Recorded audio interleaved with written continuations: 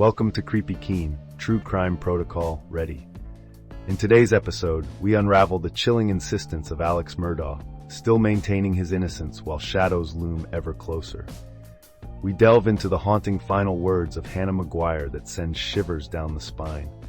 A man named as a person of interest in the Nancy Gutierrez case steps forward, bringing with him a storm of unsettling claims. Retired FBI agents analyze disturbing new images linked to Nancy's disappearance, while a TikTok star's boyfriend begs for help in a frantic plea that leaves us questioning everything. Subscribe for more. Let's begin. The fallen legal giant Alex Murdaugh is once again the center of a high-stakes legal drama. From behind the bars of a maximum security facility, the man who once commanded every room in Hampton County continues to maintain his innocence regarding the most serious allegations against him. While he has openly confessed to being a master of deception, a drug addict, and a dishonest professional who betrayed his own clients, he remains steadfast in his denial of the tragic event that took the lives of his wife Maggie and his younger son Paul in June of 2021. This Wednesday, the South Carolina Supreme Court will serve as the final arena for this chapter of the saga. Murdaugh's legal team is preparing to stand before the justices to argue that his convictions should be overturned. They claim that the original trial was tainted by judicial errors and outside influence, seeking to vacate the life sentences he is currently serving. The defense centers its argument on the idea that the trial judge allowed the proceedings to be clouded by prejudice. Specifically, they point to the decision to permit evidence regarding Murdaugh's extensive financial crimes. They argue that while Murdaugh may have misappropriated millions, those actions were unrelated to the fatal incident involving his family. By allowing the jury to hear about his history of fraud, the defense claims the court ensured the jurors would see him in a negative light before the facts of the case were even fully presented. Furthermore, the defense highlights a glaring absence of physical proof. Despite the close proximity of the incident, investigators found no traces of biological evidence on Murdaugh's clothing. The items involved in the tragedy were never recovered. However, the prosecution's case was bolstered by a digital discovery. A video found on Paul Murdaugh's phone placed Alex at the scene just 5 minutes before the young man's phone went silent forever. 4 months, Alex had told authorities he was nowhere near the area at that time, a narrative that crumbled once the passcode to his son's device was finally cracked. Adding another layer of mystery is the controversy surrounding the former clerk of court, Mary Rebecca Hill. She recently admitted to providing false information regarding her actions during the trial. The defense alleges she attempted to sway the jury toward a guilty verdict to increase the sales of a book she was writing about the case. Even if the justices rule in Murdaugh's favor, his freedom remains a distant dream. He is already facing a 40-year federal sentence for taking more than $12 million from vulnerable clients. These were individuals who had suffered severe injuries or families who had lost loved ones, only to have their settlement funds taken by the man they trusted. The world remains captivated by this fall from grace. The story of a powerful lawyer whose family ruled the local legal system for generations has inspired countless documentaries and podcasts. As the State Attorney General Alan Wilson prepares to join the prosecution team in court, the stakes could not be higher. While the hearing may last well beyond the allotted 90 minutes, a final decision from the justices is expected to take several months. For now, the legal world waits to see if this complex web of mystery and justice will take yet another unexpected turn. In the city of Ballarat, a community has finally seen a measure of justice following a tragic event that took the life of 23-year-old teacher's aide Hannah Maguire. On a recent Tuesday at the Supreme Court of Victoria, 23-year-old Lachlan Young was sentenced to 28 years in prison for his role in the fatal incident that occurred in April of last year. He must serve at least 22 years and 4 months before he is eligible for parole. The court heard a harrowing account of the months leading up to the tragedy.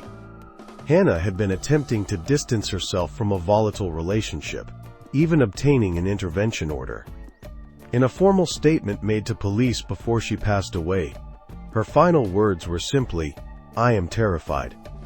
Despite her efforts to find safety, the perpetrator lured her to their former home in Sebastopol under the guise of an amicable parting. After the fatal encounter, the suspect attempted to mislead investigators and Hannah's family by staging a scene in nearby bushland and sending deceptive text messages from her phone.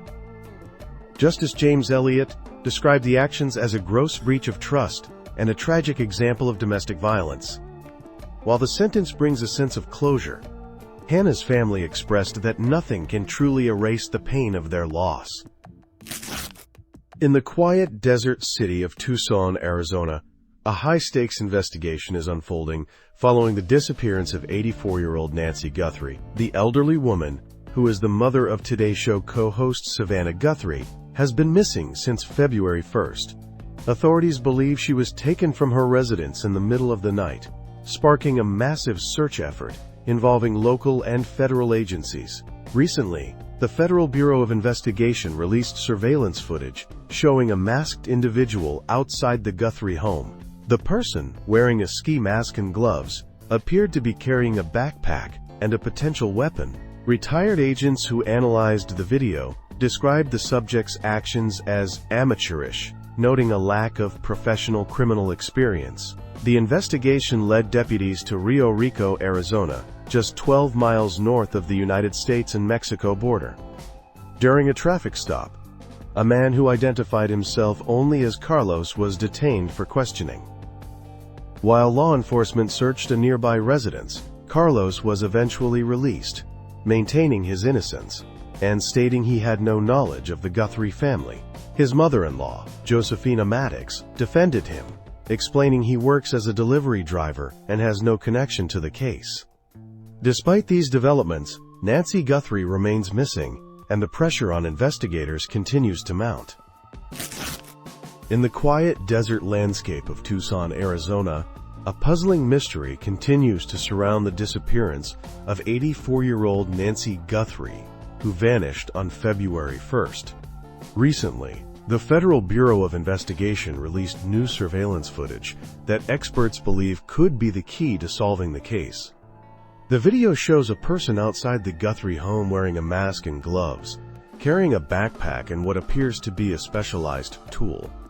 Retired agents are asking the public to study the individual's unique walk and demeanor, suggesting that a friend or relative might recognize these specific traits. Interestingly, investigators were able to recover this footage from digital backup systems, even though the home's security camera did not have an active subscription. While the person in the video is currently sought for identification, the search for answers remains urgent. The Guthrie family has made emotional pleas for the safe return of their mother as the investigation enters a critical phase.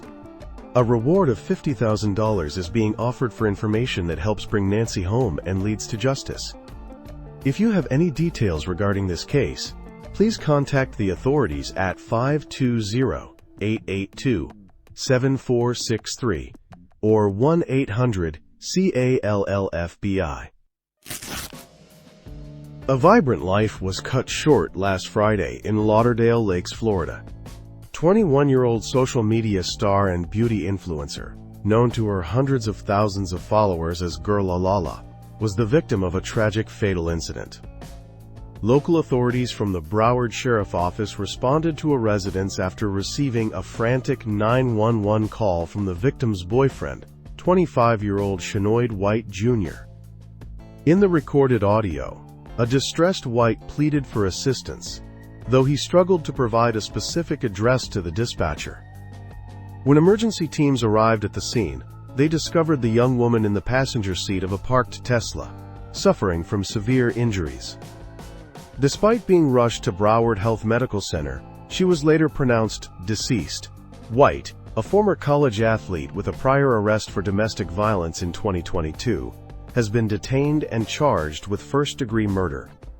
A judge has ordered him to be held without bond. This tragedy strikes a family already in mourning, as the victim's brother, Marion Harrison, also passed away in a fatal incident just last August. The community has rallied to support the grieving family, with a memorial fund reaching over $28,777. This total includes a significant $12,500 donation from the artist known as JT. As her family prepares for a funeral service on December 5th, they are focused on honoring her memory and seeking justice to the fullest extent of the law. That was Creepy Keen. More details on Spotify and YouTube. Subscribe for more. See you next time.